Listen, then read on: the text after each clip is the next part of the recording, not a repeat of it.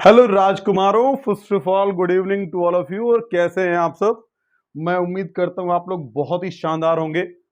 और मेरे बच्चों, मेरे दोस्तों, मेरे भाइयों, सबसे बड़ी बात यह है कि अभी आने वाले टाइम में विद इन 5 to 6 मंथ बहुत सारी वैकेंसी आ रही हैं। और पुलिस की है, लेखपाल की है, सीडीएस की है, एनडीए की है, एसएससी जीडी की आ रही है। एसएससी ने अपना कैलेंडर भी लॉन्च कर दिया है। आप वहां से जा करके देख सकते हो कि अभी कमिंग टाइम में और विद इन 1 or 2 मंथ और 3 मंथ कितने सारे एग्जाम्स होने वाले हैं। तो भैया दबा के पढ़ना शुरू करो। क्या शुरू करो? दबा के पढ़ना शुरू करो। ये लगातार क्लासेस 4 घंटे 5 घंटे पर कोई न कोई क्लास में अपलोड करता रहूंगा। बच्चों, बहुत शानदार सटीक तैयारी मैं कराऊंगा आपकी। कम से कम जितना मैं पढ़ा रहा हूं आपको उतनी चीजों को मैं कवर कर लूंगा। अभी पुलिस का एग्जाम आने वाला है और पुलिस की वैकेंसी भी आने वाली है, बहुत जल्द आने वाली है। तो उसके लिए जो स्पेसिफिक जीएस का टॉपिक है, जो 26 टॉपिक से क्वेश्चन पूछता है, उन सभी टॉपिक्स को मैं यहीं per day by day clear करूंगा स्पेशल क्लासेस में। स्पेशल क्लासेस का मतलब यह है कि जैसे अभी पॉलिटी चल रही है, तो पॉलिटी तो आपकी जो है वो एक सीरीज में चल रही है और सीरीज में कंटिन्यू क्लासेस चलती रहेंगी। जैसे पॉलिटिकल लेक्चर चल रहे हैं तो कॉन्सेप्ट लेक्चर्स आ रहे हैं ये। लेकिन इसके अलावा जो है, जैसे कि एक स्पेसिफिक क्लास, जैसे हमने किसी दिन मुद्रा करेंसी पे क्लास दे दी आपको, एक ही क्लास में पूरी मुद्रा करेंसी। जैसे इसके अलावा हम मुद्रा करेंसी के बाद अगर देखें तो साइबर क्राइम पे बहुत से बच्चों की डिमांड है, सर साइबर क्राइम पढ़ाइए, साइबर क्राइम पढ़ाइए। उस पर 1-2 क्वेश्चन पूछता है पुलिस, पुलिस एग्जाम में आता है। लेखपाल के लिए भी वो इंपॉर्टेंट टॉपिक है और बहुत सारे हैं जहां पे जीएस में उस सेक्शन पे क्वेश्चन आता है। जैसे कि बच्चों आप इसके अलावा देखोगे तो यूपी में जो है महत्वपूर्ण व्यक्तित्व लेखक है, उन पे क्वेश्चन आना है। आपका सबसे जो इंपॉर्टेंट टॉपिक है भारत उसके पड़ोसी देश, इस पे क्वेश्चन आना है। भारत और उसके पड़ोसी देश, इस पे क्वेश्चन आना है। मानवाधिकार बहुत इंपॉर्टेंट टॉपिक है। तो बच्चों, पुलिस के एग्जाम में जो 40 क्वेश्चन है, 38 क्वेश्चन जो है, उन क्वेश्चंस के अंदर उन्होंने भैया 26 टॉपिक दे रखा है स्पेसिफिक, और हर एक टॉपिक से एक दो क्वेश्चन आएगा। तो उन सब चीजों को ध्यान में रख करके मैं आपकी क्लासेस कराऊंगा और यहीं पर जो है कंटिन्यू आपकी क्लासेस चल रही हैं। इसके अलावा जो है टेस्ट वगैरह भी आपका बहुत जल्द शुरू हो जाएगा। आजकल में हम लोग टेस्ट भी शुरू कर लेंगे। टेस्ट शुरू का मतलब यह है कि डेली क्वेश्चन पर डिस्कशन करना हम लोग शुरू कर देंगे। Guys, good evening again and again. आज की जो हमारी क्लास है, आप सामने देख रहे हो कि हम लोग आज बातचीत करेंगे प्रस्तावना पे। किस पर बातचीत करेंगे बच्चा?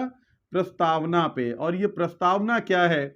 हम लोग इसको बच्चों इंग्लिश में कहते हैं प्रियम्बल ऑफ इंडियन कॉन्स्टिट्यूशन, भारतीय संविधान का प्रस्तावना। देखो बच्चों, जो प्रस्तावना है that is very important to us. प्रस्तावना पूरे के पूरे संविधान को एक पन्ने के अंदर समाहित करता है। जो हमारे संविधान की फिलॉसफी है, जो हमारे संविधान का दर्शन है, वो दर्शन आपको प्रस्तावना के अंदर देखने को मिल जाएगा। मेरे भाई, तुम जब भी जो है कोई किताब खरीदते हो तो किताब के पहले पन्ने पर लिखा रहता है प्रीफेस, या उस पर लिखा रहता है फॉरवर्ड। तो प्रीफेस लिखा हो, फॉरवर्ड लिखा हो, तो उसको पढ़ने के बाद क्या समझ पाते हो आप? उसमें यह लिखा रहता है कि आगे किताब में किन किन बातों पर चर्चा की गई है, या उस किताब के प्रीफेस को पढ़ करके आप ये समझ जाओगे कि किताब में किस तरह की बातों का समावेश है। यानी कि जो स्टार्टिंग का पेज है वो पूरे के पूरे किताब के भाव को बताने के लिए सबसे ज्यादा इंपॉर्टेंट एस्पेक्ट है। तो गाइस, जो हमारा संविधान है, उस संविधान के पहले पन्ने पर जो है ये बात लिखी गई है। पहले पन्ने का मतलब ये जहां से लिखना शुरू हुआ है, तो उस लिखावट के उस लिखावट के क्रम में जो पहला पेज है हमारा, वो बच्चों प्रस्तावना है। प्रस्तावना है क्या? तो प्रस्तावना आप कह सकते हो कि हमारे संविधान का आइडियोलॉजी है, हमारे संविधान का दर्शन है। दर्शन, दर्शन का मतलब फिलॉसफी, फिलॉसफी का मतलब हमारा संविधान कैसा होगा। और ये जो प्रस्तावना लिखा गया है, ये भारत की जनता की भावनाओं को रिफ्लेक्ट करता है, भारत की जनता के भावनाओं को बताता है। अब बच्चों, एग्जाम में प्रस्तावना पर क्या क्वेश्चन बनेगा? तो एग्जाम में प्रस्तावना पर क्वेश्चन बनेगा कि बताइए संविधान की कुंजी क्या है, पहला क्वेश्चन। दूसरा क्वेश्चन बन सकता है कि एम हिदायतुल्लाह के अनुसार भारतीय संविधान की आत्मा क्या है। तीसरा क्वेश्चन बन सकता है कि क्या बताइए संविधान की प्रस्तावना के अंदर संशोधन हो सकता है कि नहीं हो सकता है। चौथा क्वेश्चन बन सकता है कि किस केस में ऐसा निर्णय दिया गया कि संविधान की प्रस्तावना में संशोधन हो सकता है, किस केस में संविधान की प्रस्तावना को मंजूरी, संविधान की प्रस्तावना के संशोधन को मंजूरी नहीं मिली, बेरूबारी केस क्या है, केशानंद भारती केस क्या है, या 1976 में हमने अपने संविधान के अंदर और उसकी प्रस्तावना के अंदर किन 3 बातों को जोड़ा, ये हमको सीखना है हमारे इस प्रस्तावना से। क्या आप मेरी बात समझ पा रहे हो? मुझे उम्मीद है कि आप मेरी बात समझ पा रहे होगे, 100% समझ पा रहे होगे। और नहीं समझ पा रहे हो तो दबा के कमेंट मारो यार, भाई हूं मैं तुम्हारा, कोई टेंशन की बात है नहीं। दबा के कमेंट मारो, रिप्लाई मिलेगा। और ये वेरी नाइस, थैंक यू, ये तो बहुत अच्छा लगता है मुझे, लेकिन बेटा इसके अलावा कमेंट में ये मारो कि आप किस पॉइंट पर फंसे हो, कहां पे डाउट है। अगर अच्छा पढ़ाया तो अप्रिशिएट करो, बुरा पढ़ाया तो बुराई करो, खुल के बताओ यार कि सर यहां आप बुरे हो। भाई खुल के बता, खुल के। बात समझ में आ रही कि नहीं आ रही है? तो चलो शुरू करते हैं प्रस्तावना। तो जो क्वेश्चन मैंने बताए आपको, तो लगभग 15-20 क्वेश्चन जो है इस टाइप के जनरेट होते हैं, इस टाइप के बनते हैं। बच्चे कह रहे थे कि सर हम स्क्रीनशॉट नहीं ले पाते हैं, थोड़ा सा साइड में रह के पढ़ाया करिए। तो ले भैया मैं साइड में आ गया। भाई साहब तुम पहले स्क्रीनशॉट ले लो, तुम्हारा भाई चलो साइड में आ गया। चलो भैया तुम पहले स्क्रीनशॉट ले लो, है ना, स्क्रीनशॉट ले लो, फिर हम लोग आगे बातचीत करते हैं। क्यों बच्चों, ले लिया स्क्रीनशॉट? चल भाई देखियो जरा बच्चा, प्रस्तावना है क्या तो देखते हैं। भैया देखो, जो संविधान का पहला पन्ना है उसमें यह बताया गया है कि संविधान कैसा होगा। तो ये जो संविधान प्रस्तावना लिखा गया है, तो इसके स्रोत जो हैं, स्रोत क्या हैं, स्रोत का मतलब क्या है कि कहां से इसका विचार आया। तो भाई साहब मैंने 3 स्रोत कहा था आपसे। मैंने आपसे कहा था कि पहला जो है जवाहरलाल नेहरू का उद्देश्य प्रस्ताव, जो उन्होंने 13 जनवरी को बोला, उन्होंने संविधान सभा के सामने कि संविधान सभा के लोगों देखो, संविधान ऐसा ऐसा ऐसा ऐसा ऐसा ऐसा होना चाहिए। संविधान कैसा होना चाहिए?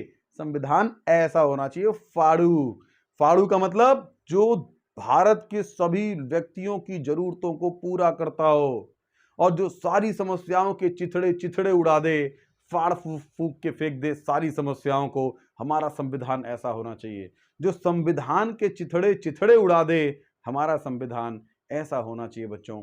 तो जो पहला एस्पेक्ट लिखा, जो हमने बात लिखी, तो जवाहरलाल नेहरू साहब जो है उठे, खड़े हुए, उन्होंने संविधान सभा के सामने एक विजन रखा कि ऐ मेरे संविधान सभा के लोगों, तुम्हें कुछ ऐसा संविधान बनाना है, कुछ ऐसा बनाना है, कुछ वैसा बनाना है, कुछ वैसा बनाना है। जैसे आपके मन में भी कभी तो कल्पना आता ही होगा कि वो ऐसी होगी और वो वैसा होगा, कभी तो मन में ख्याल आता होगा।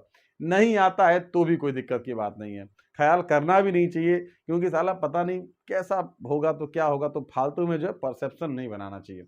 जो है एवरीथिंग इज ओके, जिंदगी ने दिए बहुत धोखे, इट्स ओके, इट्स ओके। मेरे भाई देखियो जरा, हम भारत के लोग, भैया जो बात शुरू होती है हम भारत के लोग, इसका मतलब यह है कि जो ये प्रस्तावना लिखा जा रहा है वो कौन लिख रहा है? ये प्रस्तावना जो लिखा जा रहा है ये कौन लिख रहा है? तो भैया ये लिख रहे हैं हम भारत के लोग। अब तुम ये मत समझ लेना कि 40 करोड़ लोग लिख रहे थे। 40 करोड़ लोग नहीं लिख रहे थे। 40 करोड़ लोगों ने जिन लोगों को चुन चुन के भेजा है वो लोग इसको लिख रहे थे। तो वो एक 10 लाख की आबादी पर एक आदमी गया है, वो 10 लाख की आबादी का एक आदमी 10 लाख लोगों की भावनाओं को बता रहा है। तो इसमें क्या होगा बच्चा? इसमें बात यह होगी कि वह भारत की जनता के भाव को रिप्रेजेंट कर रहा है, भारत की जनता के भावों को बता रहा है। तो कहता है कि हम भारत के लोग भारत को एक संपूर्ण प्रभुत्व संपन्न, भाई साहब जो हम भारत के लोग हैं, भारत को एक कैसा राष्ट्र बनाएंगे? संपूर्ण प्रभुत्व संपन्न राष्ट्र बनाएंगे। कैसा राष्ट्र बनाएंगे? संपूर्ण प्रभुत्व संपन्न। भाई साहब अब ये संपूर्ण प्रभुत्व संपन्न का मतलब क्या होता है? क्या होता है संपूर्ण प्रभुत्व संपन्न? तो भैया देखो, ये प्रभुत्व का हम लोग जो है, मैं सॉरी थोड़ा गोजा पताई कर देता हूं इस पे। आप लोगों ने स्क्रीनशॉट पहले ले लिया होगा, थोड़ा गोजूंगा मैं, क्योंकि बिना गूंजे यार काम चलता नहीं है भैया, लिखना तो देखो पड़ेगा। अब तुम कहोगे सर बोर्ड गंदा मत करिए, बोर्ड जितना गंदा होगा तुमको उतना ही मजा आएगा बेटा। तो प्रभुत्व का मतलब होता है, इसको इंग्लिश से बोलते हैं सोवर्निटी। क्या बोलते हैं बच्चा इसको? सोवर्निटी। ये सोवर्निटी क्या है? सोवर्निटी का मतलब होता है कि निर्णय लेने की क्षमता। भारत के अंदर जो है निर्णय लेने की क्षमता, भारत किसी के द्वारा रेगुलेट नहीं होगा, यानी कि सारी की सारी शक्ति भारत के अंदर निहित होगी। भाई साहब, अगर हम बहुत ताकतवर आदमी हैं, बड़े पैसे वाले आदमी हैं, हमारे पास सब कुछ है, लेकिन हम अपनी इच्छा से चाय नहीं पी सकते, कोल्ड ड्रिंक नहीं पी सकते, खाना नहीं खा सकते, दूसरा कहेगा तो पिएंगे, दूसरा का तो खाएंगे, तो क्या वास्तव में हमारे पैसे का, हमारी शक्ति का, हमारे धन के होने का कोई मतलब है क्या?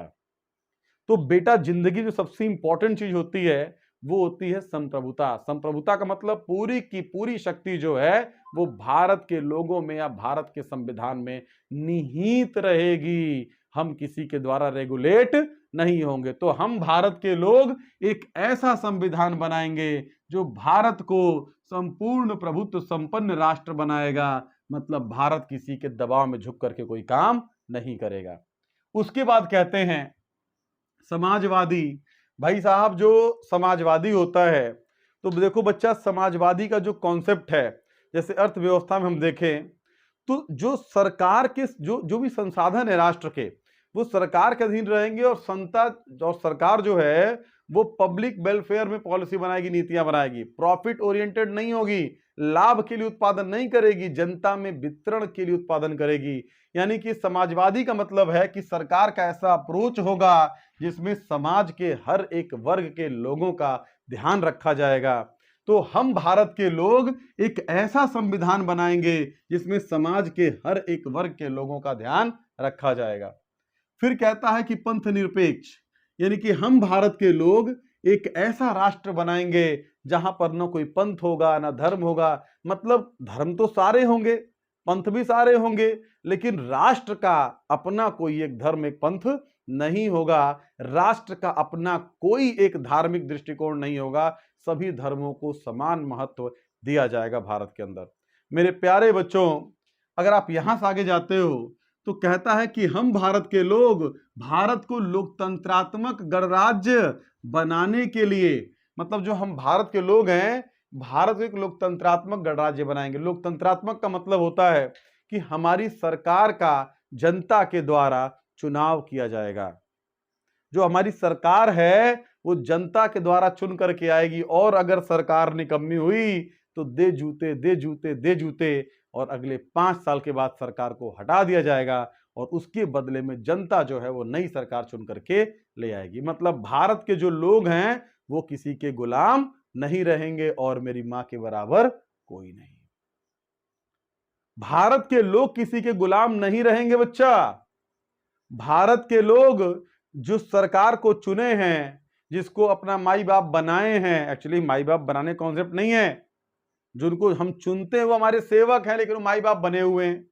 तो भारत के लोग जिनको अपना सेवक चुन के भेजे हैं, जिनको अपना प्रतिनिधि चुन करके भेजे हैं, उनकी पहली जिम्मेदारी है कि वह भारत के लोगों को जो है उनकी सेवा करें, और अगर नहीं करते हैं तो जनता उनको लात मार के अगली बार से भगा देगी। तो बच्चों, और गणराज्य का मतलब होता है कि जो हम भारत के लोग हैं एक ऐसी सरकार का निर्माण करेंगे जहां पे राष्ट्र के अध्यक्ष का चुनाव होगा, और वह चुनाव चाहे वह चुनाव प्रत्यक्ष रूप से हो, चाहे वह अप्रत्यक्ष रूप से हो, लेकिन भारत में राष्ट्र के अध्यक्ष का बेटा चुनाव होगा। तो एक बात बताइए कि जो संविधान लोग लिखने जा रहे थे, या जिस संविधान सभा ने भारत के संविधान का निर्माण किया, क्या वो संविधान सभा के लोग भारत की जनता के सबके दिलों का, भावनाओं का ध्यान नहीं रख रहे हैं क्या? क्या हमारे दिल में उन संविधान सभा के लोगों के प्रति क्या आस्था और प्रेम का भाव नहीं होना चाहिए? 100% होना चाहिए, क्योंकि उन्होंने समाज के हर एक वर्ग का ध्यान रखा है, सबकी जरूरतों का ध्यान रखा है, राष्ट्र को एक ऐसा राष्ट्र बनाने में मदद किया है जो सबके हित के लिए काम करे। तो संविधान सभा के लिए हमारे हृदय में, आपके हृदय में बेटा अनंत प्रेम होना चाहिए। हृदय की अनंत गहराइयों से संविधान सभा को धन्यवाद दीजिए।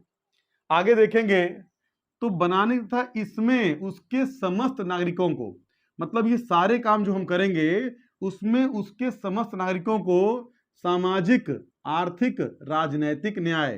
तो बेटा सामाजिक, आर्थिक, राजनैतिक न्याय का मतलब क्या है कि समाज के अंदर किसी के साथ जाति के नाम पर, धर्म के नाम पर जो है किसी प्रकार का कोई भेदभाव नहीं किया जाएगा, छुआछूत को मेंटेन नहीं किया जाएगा।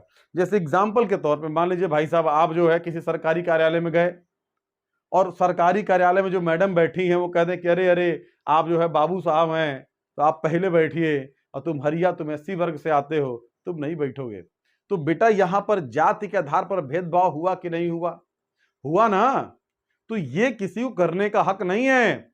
सामाजिक रूप से अगर कोई बाबू साहब है और कोई एससी कैटेगरी का व्यक्ति है तो दोनों को जो है बराबरी का हक है, दोनों को बैठने का साथ में हक है, उनके साथ किसी भी तरह का कोई सामाजिक भेदभाव नहीं किया जा सकता है,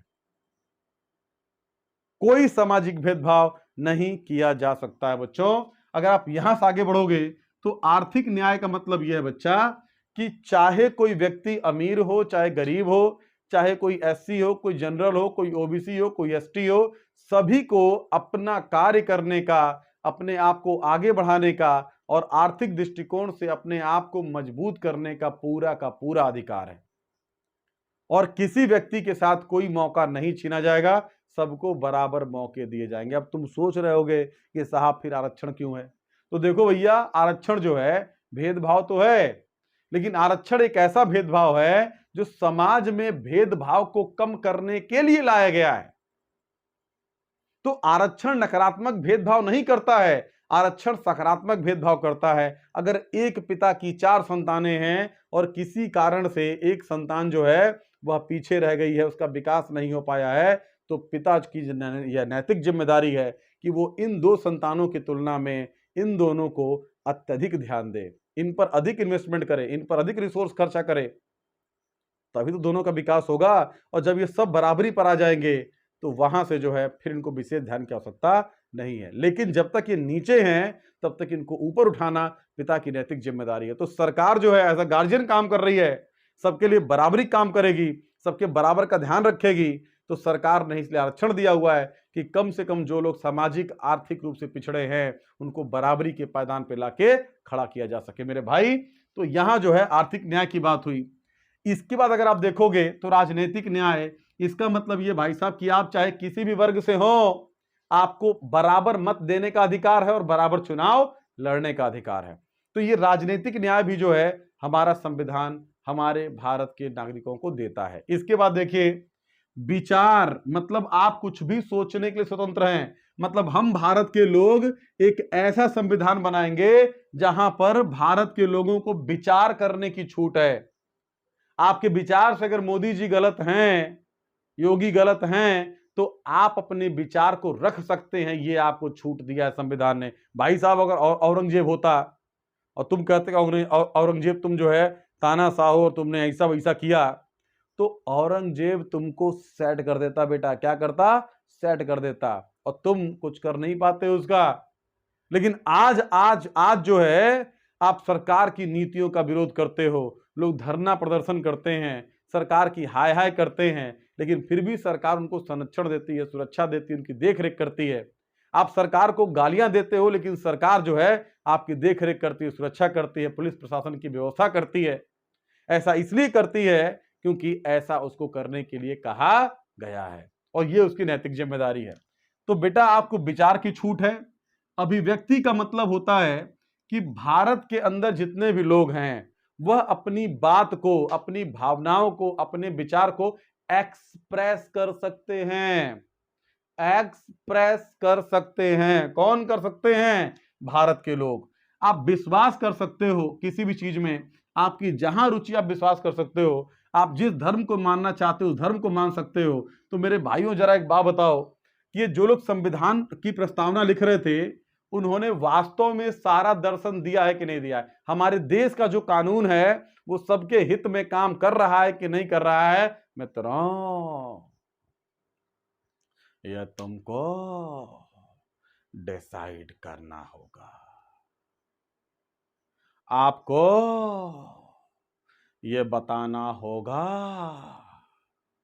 कि जो हमारी संविधान सभा है वो बेहतरीन है कि नहीं है।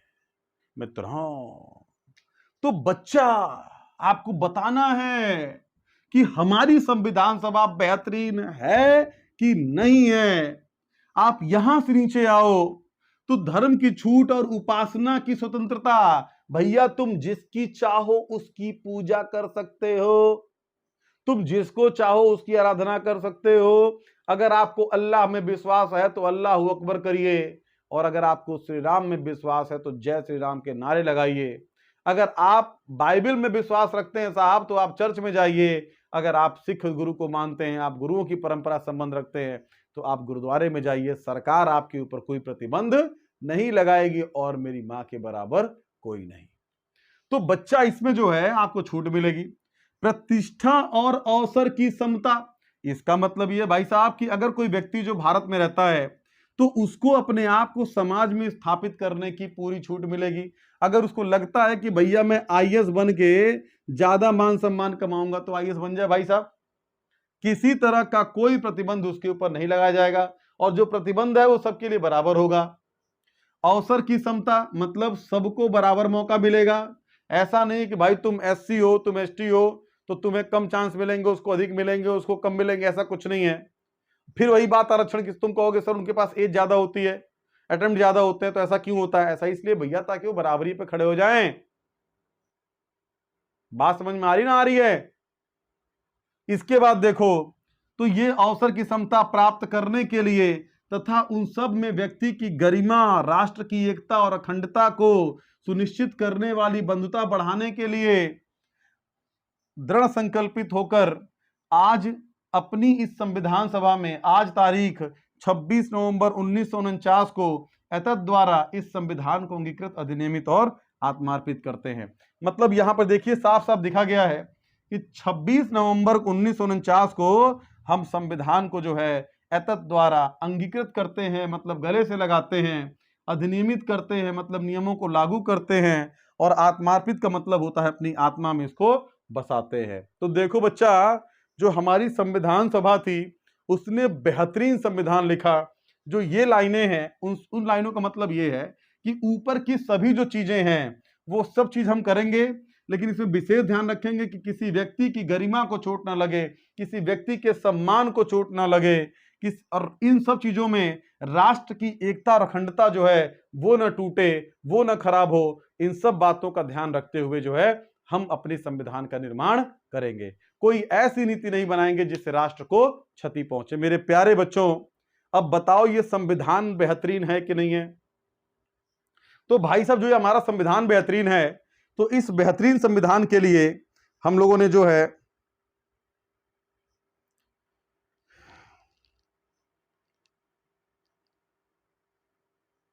जरा एक मिनट रुको, सब्र करो। तो ये जो है इस बेहतरीन संविधान के लिए बच्चा हमने बहुत सारा जो है समय दिया, टाइम दिया, परिश्रम किया, और तब जाकर के हमारा ये संविधान बना। आप जरा दिल से बताइए कि आपको ये आइडियोलॉजी कैसे लगी है, और इस आइडियोलॉजी का भारत के समाज पर क्या असर पड़ा होगा, ये आपको बताना है कमेंट सेक्शन में जाकर के। बच्चों, जो हमारा ये संविधान है, तो प्रस्तावना से संबंधित कुछ महत्वपूर्ण बातें हैं जो आपको ध्यान रखना चाहिए। मेरी बात को सुनिए और वीडियो को पॉज करके आप इसको लिख लेंगे। क्या क्या लिख लेंगे भाई साहब? पहली बात तो यह है कि जो संविधान की प्रस्तावना है, मेरी बात को ध्यान सुनना है, वीडियो को पॉज करना है। जैसे एक सेंटेंस बोल लेता हूं तो उसको सुन लीजिए, वीडियो को पॉज करके उसको लिख लीजिए। नहीं सुन पाए तो बैक करिए, फिर सुनिए, फिर से लिखिए। लेकिन जब आप नोट्स बना रहे हो तो एक एक पॉइंट को ध्यान में रख करके लिखो बच्चा, एक एक पॉइंट को लेकर के चलो। इन पॉलिटी की क्लासेस में मैं कोई कॉन्सेप्ट, कोई बात छोड़ूंगा नहीं बच्चा, ठीक है? यहां पर जो क्लास में होता है वो सभी चीजें आपको यहां पर दी जाएंगी। बच्चों, जो संविधान की प्रस्तावना है इस पर कुछ अलग से भी क्वेश्चन आते हैं। जैसे क्वेश्चन है, स्टेटमेंट क्या होगा कि जो ये संविधान की प्रस्तावना है इसको संविधान की कुंजी कहा जाता है। संविधान की कुंजी यानी कि सुप्रीम कोर्ट ने कहा अपने फैसले में कि जब भी कभी संविधान के अंदर किसी कानून को, किसी आर्टिकल को, किसी व्यवस्था को समझने में समस्या होगी तो हम संविधान की प्रस्तावना को पढ़ेंगे, वहां से भाव समझेंगे और उसी भाव के आधार पर जो है हम उसकी व्याख्या करेंगे। यानी कि सुप्रीम कोर्ट जो है ये मानता है कि पूरा का पूरा जो आइडियोलॉजी है वो कहां एग्जिस्ट करता है, हमारी प्रस्तावना के अंदर। मेरे मेरे मेरे भाइयों, मेरे प्यारे बच्चों, मेरे दोस्तों, मेरी बात को ध्यान सुनना।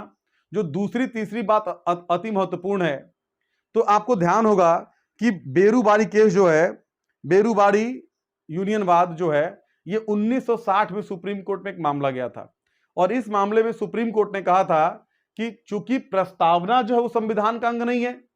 मेरी बात को ध्यान सुनना, ये प्रस्तावना जो है वो संविधान का अंग नहीं है, इसीलिए इसके अंदर कोई संशोधन नहीं किया जा सकता, इसीलिए इसके अंदर कोई संशोधन नहीं किया जा सकता। लेकिन 1973 में फिर से एम हिदायतुल्लाह साहब जज थे सुप्रीम कोर्ट के और उन्होंने अपने एक फैसले में केशवानंद भारती केस में उन्होंने ये कहा कि जो प्रस्तावना है वो संविधान का अंग है और इसमें संशोधन किया जा सकता है। बेरूबारी केस में मना कर दिया गया,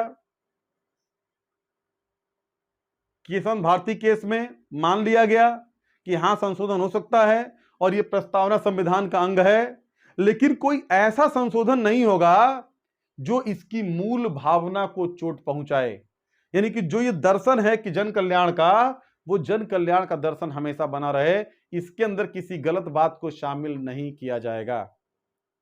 सुप्रीम कोर्ट ने फैसले में कहा था कि जो प्रस्तावना है, प्रस्तावना संविधान के मूल ढांचे की व्याख्या करता है और इसके अंदर कोई ऐसा संशोधन नहीं होगा जो इसके मूल भाव को बदल दे। पूछा गया सुप्रीम कोर्ट से, भैया मूल भाव क्या है?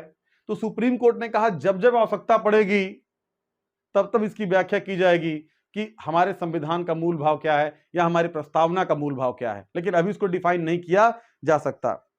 बच्चों, ये जो हमारा संशोधन है, तो इस जो संशोधन करने का अधिकार मिला, तो इसके बाद वर्ष 1976 में संविधान का 42वां संशोधन किया गया और इस संशोधन के द्वारा हमारे प्रस्तावना में 3 शब्दों को जोड़ा गया। बच्चों, पहला शब्द था समाजवादी, दूसरा था पंथ निरपेक्ष और तीसरा शब्द था बेटा अखंडता। इन 3 चीजों को हमने संविधान संशोधन के द्वारा जोड़ा है। तो बच्चों, इसके अलावा जो है, जो आपका हमारी जो प्रस्तावना है, प्रस्तावना में लगभग सारी बातों की चर्चा हमने कर ली है और इन बातों को समझना आपके लिए जरूरी था। मैं उम्मीद करता हूं आपको ये क्लास पसंद आएगी। थोड़ा सा स्पीड बढ़ाइए, कमेंट्स को बढ़ाइए, अपने प्रॉब्लम्स को पूछिए, डिस्कशन करिए, थोड़ा सा काम करिए। मैं आपके लिए कंटिन्यू और बहुत तेज वीडियोस डालना शुरू करूंगा, क्योंकि आपके सर पे एग्जाम आ गया बेटा। अभी 4-5 महीने 6 महीने मन लगा के पढ़ लो, उसके बाद तुम्हें कभी पढ़ने की जरूरत नहीं पड़ेगी बेटा। और अगर ये 6 महीने तुम नहीं सुधरे, नहीं चेते, तो बेटा जिंदगी भर संघर्ष करना पड़ेगा। मेरी बात को मान लो, दिन रात एक कर दो, मैं तुम्हारे साथ खड़ा हूं, तुम मेरे साथ खड़े हो बेटा, 100% दोनों मिलके सफलता लेंगे। इन्हीं शब्दों के साथ good night, bye bye, take care, sweet dreams. Okay guys, thank you so much.